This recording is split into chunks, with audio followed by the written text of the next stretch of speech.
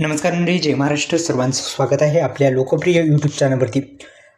नमो शेतकरी योजनेचा 8वा हप्ता आणि PM किसान योजनेच्या माध्यमातून जो 22वा हप्ता आहे, हा 22वा हप्ता आणि PM किसान योजनेच्या माध्यमातून आणि नमो शेतकरी योजनेच्या माध्यमातून दोन्ही हप्ते जे आहेत ते एकत्रित मिळणार आहेत का, या व्हिडिओच्या माध्यमातून आपण जाणून घेणार आहोत. पण या यूट्यूब चॅनलला आपण जर सबस्क्राईब केलं नसेल तर सबस्क्राईब करून घ्या. चला तर संपूर्ण माहिती जाणून घेऊ. तर आपण पाहिलं तर नमो शेतकरी योजनेचा 7वा हप्ता दिला, 8वा हप्ता आता वितरित होणार आहे. दुसरं म्हणजे आपण जर पाहिलं तर PM किसान योजनेचा 22वा हप्ता येणार आहे. आपण जर पाहिलं तर PM किसान योजनेच्या धर्तीवर सुरू करण्यात आलेली ही योजना आहे. या योजनेच्या माध्यमातून अनेक शेतकरी बांधवांना हप्ते मिळत असतात आणि ह्या हप्ता मिळवण्यासाठी आपल्याला PM किसान योजनेचे लाभधारी असणं फार महत्त्वाचं आहे, तरच नमो शेतकरी योजनेचा हप्ता मिळेल. आणि हे दोन्ही हप्ते जर एकत्रित आले तर शेतकऱ्यांसाठी अत्यंत आनंदाची बातमी होईल. त्यामुळं दोन्ही हप्ते हे राज्य सरकारच्या माध्यमातून आणि केंद्र सरकारच्या माध्यमातून देण्यात यावेत.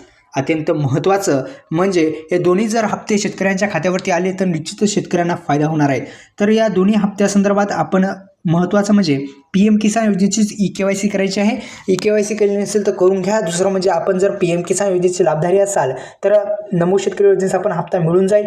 अशा पद्धतीने PM आणि नमो जर एकत्रित आले दोन्ही हप्ते तर शेतकऱ्यांसाठी अत्यंत महत्त्वाची आणि आनंदाची बातमी होईल. त्यामुळे दोन्ही हप्ते राज्य सरकार आणि केंद्र सरकारच्या माध्यमातून देण्यात यावेत.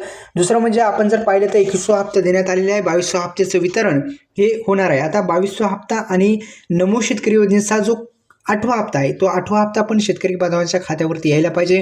नमो आणि PM दोन्ही हप्ते एकत्रित शेतकऱ्यांच्या खात्यामध्ये आले तर एकंदरीत एक आनंदाची बातमी शेतकरी बांधवांसाठी होईल आणि आर्थिक मदत होईल. त्यामुळे हे दोन्ही हप्ते देण्यात यावे. धन्यवाद. जय शिवराय.